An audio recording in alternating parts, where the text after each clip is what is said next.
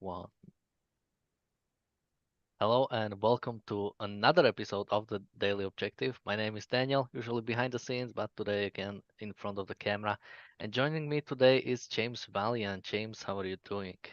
Okay, how are you?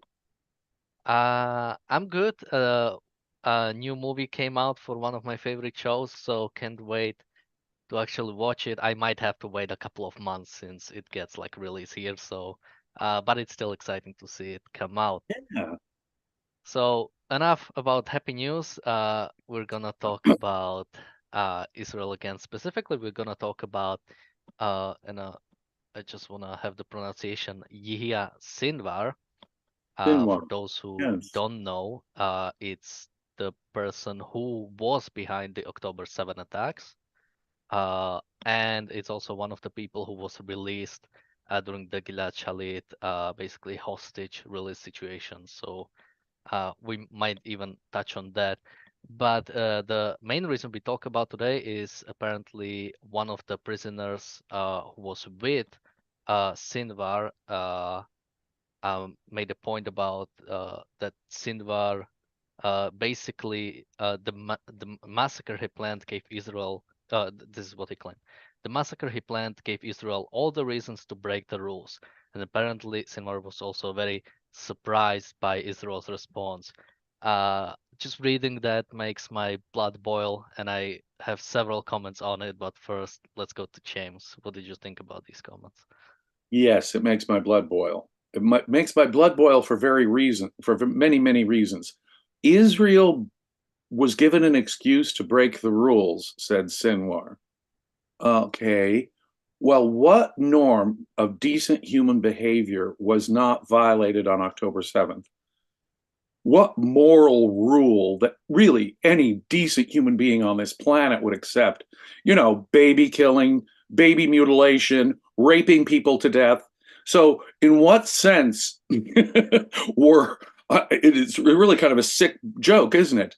That Hamas and the Islamic Brotherhood were not, quote, breaking the rules, any rules that any decent, civilized human being on this planet, objectivist or otherwise, would have, did they not violate on October 7th? Okay, so, and then there's his surprise. His surprise that that Israel would have a reaction that would be, I think what he said was so dangerous, something like that, words to that effect. And so his surprise is actually distressing as anything else. In other words, after committing something like October 7th, he did not expect an overwhelming response. No, or he expected the world opinion to shut down Israel from any effective response, or in the first instance, that Israel wouldn't respond in any even semi effective way against them. They were relying on more world appeasement and maybe even more Israeli appeasement. After all, as you pointed out, Sinwar, architect and leader of October 7th, was one of the people who'd been released in a hostage exchange. And here you've got one of the masterminds. You've got perhaps the most responsible man on the planet for all the evil that happened on October 7th. Okay, that distresses me. Furthermore, my third point here, the next thing that has my blood boiling and distressing me is that we've waited to get this information this long. And that, in other words, he's only surprised at this point. In other words, by October 8th, 9th, or 10th, we should have had this surprise. We should have, oh my God, didn't realize that Israel would act in self-defense. No, it's that psychological effect of crushing them that should have happened and should have happened earlier on before world opinion even had a chance to coalesce against Israel. But so it's distressing to me that the surprise is only happening now, because that shows how late and, in effect, how weak and tardy the response has been. It also shows the fact that he is surprised how they expected appeasement and how they have been all along, as we've been saying on this channel again and again, taking advantage of what they perceive as the moral standards of the West, moral standards of the world. And that is what they've been playing to this entire time. That's what they've been playing to this entire time.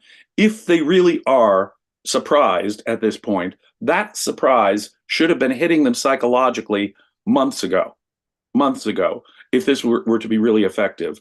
The fact that the surprise is only sinking in now with some, and it's not surprising that it's coming from the leadership, shows just how late and weak the response is. Now, final thought though, he is surprised.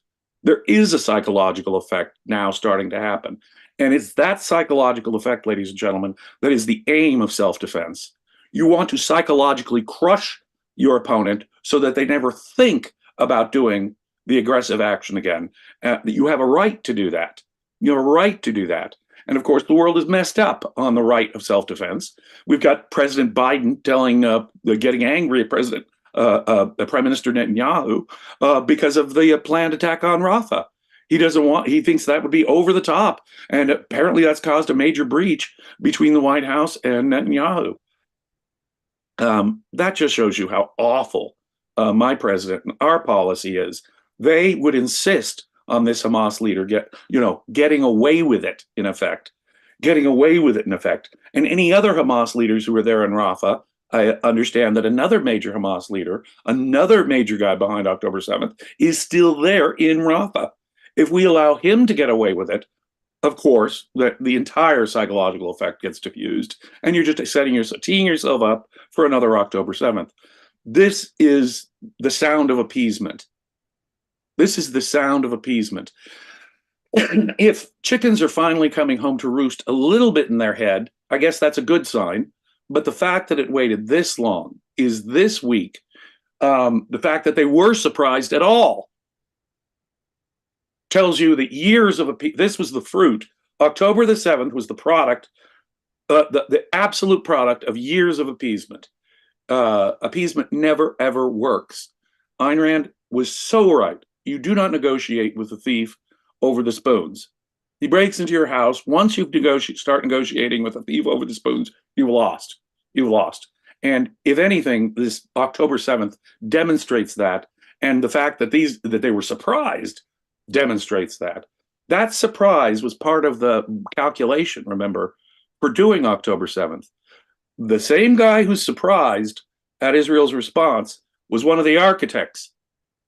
That tells me that the folks who were planning October 7th were counting on Western appeasement, which means October 7th, without a doubt, was the product of Western appeasement. Yeah, we'll talk a little bit more about basically the population's opinion on specifically Sinwar and maybe even Hamas in general. But yeah, I think you really covered the points I was gonna make is, yeah, there are basically two sides. The fact that they are surprised, there is a good side, or that he is surprised, there is a good side and there is a bad side. The good side is that the response is harsher than he was expecting, and I'm not surprised that he's surprised. Every other time that Hamas tried, I mean, they are constantly, Hamas has been constantly sending rockets to Gaza. I mean, why would he expect something new to happen now just because they tried something bigger? So in this sense, it's a bit good that he's surprised in the sense that Israel at least is responding. I mean, compared to past, this response is really great. They are actually almost fully occupying Gaza or reoccupying Gaza. There's pretty much just one place remaining for them to fully take over. So in this sense, Israel's response is great. But again, it's not enough. And again, that's something I will bring up later. But also, he is surprised because, and this again brings how much basically, and not just terrorists, but basically evil states, evil organizations rely on basically, I mean, if I was super nice, basically the love of life that the West has, because the West, sees Palestinian suffering, and there is this sort of, sympathy you have for it. It's very misguided. It's very misimplied, but it sort of comes from a good point, and they are relying on that. They are relying on this sort of appeasement coming from West, this sort of immediate call for ceasefire. I mean, Hamas was expecting to just go in, take hostages, kill a lot of people, and then come back and trade those hostages for any terrorists that were caught, so they could do this attack again. That's what they were expecting. Right. And they still have hostages, and they expect ceasefire negotiations to be successful. In fact, what didn't surprise them, I'm sure, is that there were people immediately engaged in negotiations for the hostages for a ceasefire. I mean, we did have a temporary pause there, didn't we? For a while in late November, or was it early December? We had a little pause. And that was so that they could negotiate for the hostages. That was the kind of behavior they were expecting. They're expecting the people to somehow have a ceasefire while they're still holding hostages. Now, can you imagine the moral bankruptcy of the situation? Oh, yeah, they'll agree to a ceasefire even as we're holding their civilians hostages. So we can do what, another hostage exchange thing? So we can exchange more terrorists like the mastermind of one of the masterminds, at least of October 7th, for more 9-year-old girls? I mean, what's that all about? I mean, that's the kind of moral depravity that the West is sunk into. Yes, of course, we value, in the West, there is a value that we place on each and every human life. But, Don Watkins wrote a really great piece recently. Not every life is valuable.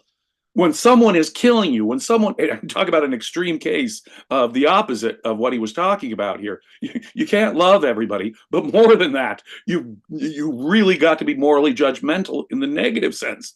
I mean, not every life is equally worth saving. If you have, as Ayn Rand said, if you have sympathy for the torturers, it is a betrayal and against the victims. You're really on the side of the torturers to express any sort of sympathy for. You must be if you express any sympathy for the torturers, for the attackers against the victims. What about those victims? No, no, no, no, no, no. They're not created equal. And the West has this sort of Christian Kantian intrinsicist view about all killing must be wrong necessarily under any circumstances, even if the person is attacking you, even if the person is raping your civilians to death and slaughtering your children alive. Okay, no, that's moral intrinsicism. That's a dogmatic Kantian Christian type view. Some killing is good and necessary. When you can fight back, but the problem is, of course, as we said, this psychological effect is only just now starting, if this report is correct, now, when it should have been happening back in October. They should have been undergoing this, and 10 times worse psychological effect should have been happening in mid-October. They should have had this, what do we call it, come to Jesus moment about, geez, we shouldn't, maybe we ought not have done 7 October, huh? And that had to have been the mentality back then. Otherwise, that's like sand through your fingers, right? You're just going to cause another October 7th, and there will be more October 7ths until this psychological message gets through and gets through to everyone in Gaza. Indeed, all of these self-identified Palestinians. Yeah, and the problem is it's not just maybe our representative government, which Hamas kind of is, shouldn't have attacked Israel. It's, oh, maybe we shouldn't directly participated, the Palestinian people and the civilians directly participating, directly taking hostages, and then celebrating on the streets. For this to exist, basically the response had to have been harsh, and that's why I'm wondering if we are just past the point, if nothing Israel does now is ever going to sort of bring this psychological, whiplash, basically completely taking them aback. You're right. We've already totally diluted and diminished any effect. Now, the fact that we have some psychological effect at this point, I mean, he is surprised. We didn't realize it would be so dangerous. Okay. The very fact of that surprise tells you that he was expecting appeasement and that we'd set ourselves up long before 7 October for that kind of thing, it seems to me. But on the other hand, at least at this point, there is some psychological effect, which is really the only way to measure Israeli success, as far as I'm concerned, is the psychological crushing of the Palestinian people in this regard. You're absolutely right. So long as they're celebrating in the streets, there needed to be a very harsh response and a very immediate response, it seems to me, much, much sooner than the one that Israel gave, and much harsher than the one Israel gave. The surprise is coming way too little, way too late, but at least there's a little on the horizon. Israel has accomplished some psychological impact of the sort that they had every right to impose upon Gaza. Yeah, and the because some people might be asking why this psychological change is necessary, and it is because Gaza is right next to Israel, and because we've already seen in the past, after I believe it was the Six-Day War, after Israel started occupying Gaza, it occupied it for 40 years. There were still attacks coming from Gaza, and Six-Day War was a pretty harsh war, and it still wasn't enough to basically completely pacify the region. That's why, and after basically this operation ends, we have to expect some sort of military occupation. And if there wasn't this complete psychological destruction of basically the idea of that Palestinians can just attack Jews, will we see basically another 40 years of sort of similar occupation, and then some sort of basically Israel just going away and again repeating this whole thing? That's what's really problematic with this Oh yeah, whole let's idea. say Lord Cameron, the foreign minister, gets his will, and that we have a two-state solution recognized, Palestinian state recognized by Britain, giving them the reward for this, rewarding them for this. I mean, can you imagine that? That would diminish and take away all of that psychological effect. That's the sort of thing. Consider we've been funding UNRWA now for decades, and consider what they teach. They teach kill Jews and martyr yourself to do so to small children, and that's a good thing. So we have been in the West actively propagandizing to the continuation, the perpetuation, the cycle of violence here. I was reading in a high-end foreign policy magazine just yesterday an article about how Israel really shouldn't keep going so harsh, because this will just perpetuate the violence. Violence on one side will just perpetuate violence on another side. They utterly miss this psychological point. They seem to think that it's somehow genetic or innate, or it's not a question of ideas or education or the savage religious ideology, tribalist ideology that the Palestinians obviously hold, disconnected altogether. That's just a given. You attack Palestinians, even if you're justified, there'll be more Palestinian hate, and there's no way we can get out of this cycle. No, they're wrong. They're absolutely wrong. It can be done, and you can see in effect from this, we're surprised at the response that there is this psychological effect, only that it's so little so late. It tells us that we should have been 10 times harder back in October with our response, so that they would have had a real psychological effect and a lot sooner. The psychological effect can be to discourage further violence. And until the defender responds strongly enough to have the psychological effect to discourage future violence, they haven't even begun to do what they have a right to do. So let's talk a little bit about sort of opposition coming out to Sinwar. But before that, let me answer a super chat question from Robert. Thank you so much. He has two questions. What will victory look like, and what does moderate Western average college student opposition think victory would look like? Uh, so and also thank you, Bonnie, for your super chat. So first, if I had to answer, and then we'll go to James, what will victory look like?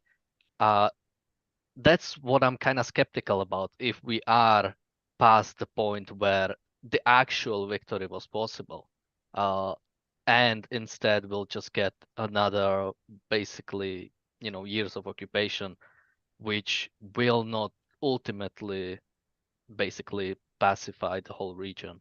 Or what do you think? What will I, the I, I victory can look only like? agree. We have enough people, both. I mean, let's look at it this way. There are Hamas leaders living abroad. I do not think that even if Israel succeeds in Rafah, you will be able to decapitate Hamas leadership, just Hamas leadership by itself. Even if all those identified as Hamas militants are killed, by Israel in their current actions in Gaza. The population so supports the ends, they're just going to find more troops, more martyrs to do their bidding. Yeah, I think we are past the point of having the effective psychological lesson, much less the effective military, response that would disable them, which is also a very practical consideration. So I think we may be past the point, and I think we may be just because of the weakness of the response and because of the weakness of the West. For example, my president now lecturing Netanyahu on how to do this war. I think we've just set ourselves up for a further cycle of violence. The West's appeasement is continuing to do what it did to create October 7th. And then the second question was, what is the sort of modern Western average college student opposition thing victory would look like? So I don't think they even think about this conflict as a victory. Then I think all those three are sort of different. So if I was seeing, I think the sort of moderate position is a two-state solution. Basically, I mean, if I put someone who is the best on the conflict, who is pro-Israel, which I consider Destiny, one of the streamers. His whole idea is that, yeah, Hamas has to be completely unrooted, but basically still believes, for example, the settlements in the West Bank need to be disbanded to some extent, and there needs to be some trade of uh, uh, basically territories, so West Bank isn't full of holes. I think that's sort of like a moderate position, some sort of two-state where both sides can actually both sides sort of give up something so they can sort of bring together. But if you're talking about like students, I think to large extent there isn't even enough knowledge for them to basically understand.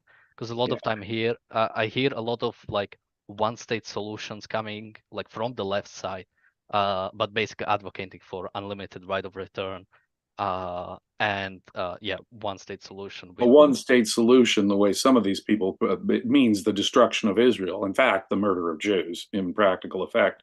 But that's how lost these students are. There's a range of stupidity across the spectrum here. Some are so unrealistic that they really think that if you just give the Palestinians a state, they will just be peaceful and forever live in harmony. And okay, there's that idiot.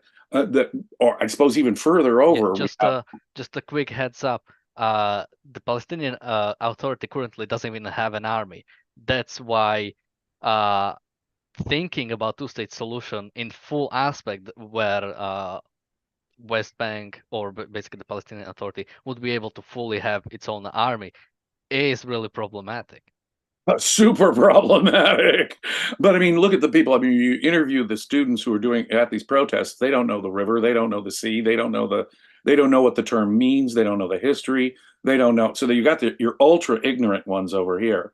You've got your Israel haters who think that Israel is lying to us. There were no decapitated babies. There were no people raped at the music festival. They broke out of the poor Gazans on October 7th broke out of their prison of occupation. There are those people who think Israel is just so evil. They're just anti-Semitic types who distrust Israel in every case. They don't even believe the facts of what happened on October 7th, or still worse, they try and morally justify it. You've got that category of people, apart from the total ignorant ones. And then you've got these totally goo-goo-headed people who actually think that if you impose a two-state solution, let's include Lord David Cameron in this goo-goo-headed category. He thinks that if you actually impose a two-state solution, that will help quell the violence and settle the Palestinian people down. Quite the opposite. Will of course reward them, give them everything they want as a reward for what they did on October 7th, and so that will only encourage more October 7th and give them the resources, territory, and power to do so.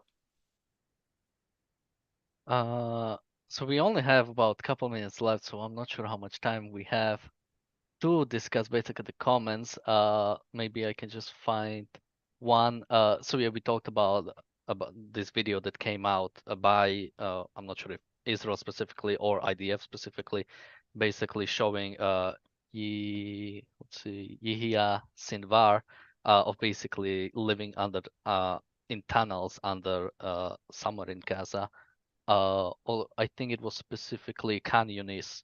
Uh, and so they released the video, and there's been some opposition coming out from the Palestinians, basically. Maybe I can just read out something. This red Yehia Sinwar quickly ran to hide underground. My dear Sinwar, you and your family are hiding while the rest of the people are dying as usual. So we don't have much time to fully comment on it. What One a quick great comment. thing if it could be, if it's true, if it's even partially true, that the Palestinian people are even in some degree disgusted at this rat coward's behavior, because of course he does use Palestinian babies as shields. This tape, I understand, what was it, back from October? It 10th, was back I from believe. October, right? But it shows him fleeing in one of these tunnels, like the little cowardly rat monster that he is, surrounded by hostages, surrounded by the civilians that, of course, he holds up as shields for himself. And if the Palestinian people are putting two and two together, that their leaders are these kind of cowardly monsters who are using them, and if there is at least some resentment by the part of the people of Gaza, then that is, again, the first sign that we have some psychological. I know they just released the tape, even though the tape was made back in October, but releasing this tape, let's hope it has that effect, at least on some people in Gaza, so that they can realize what moral monsters their leaders are, so they can turn against them and realize the people killing them are not so much the folks in Israel, but their own Hamas leaders who set themselves up, who set all of their people up for exactly what's happening now, and justifiably so. Yeah, so we have to wrap up, but just one quick point I would make about it is I'm still somewhat skeptical because again, it's coming out, or this opposition is only starting now where Hamas has very little power. Even with those comments that like they're saying, these Hamas commanders, they always hide. It's, well, why didn't you do something beforehand? You didn't have a problem with the tunnels under hospitals and under schools that are being used by Hamas to basically launch attacks or organize attacks for Israel. So that's why I'm still somewhat like, yeah, Yeah. any sort of opposition is good, but I'm wondering, as we And said, is is that this just enough? being, are we being told that just to to have sympathy generated in the West for Palestinians? I question an aspect of it in terms of why are we told this? Is it an attempt to garner sympathy? Is it an attempt to open negotiations or something? Oh yes, Palestinians are starting to. Would you point out? What you point out is absolutely true. Look, it seems as though now they've connected every hospital and school in Gaza with Hamas tunnels that were used by the Islamic Brotherhood and Hamas for the last several years. Given that, I have to be skeptical that the population is even now turning against those evil terrorists. Okay, and with that, let's wrap up. We have the reality show coming out in just a couple of minutes. We're gonna talk about the recent death of a Russian, I think, opposition leader. Uh, Oh, yeah.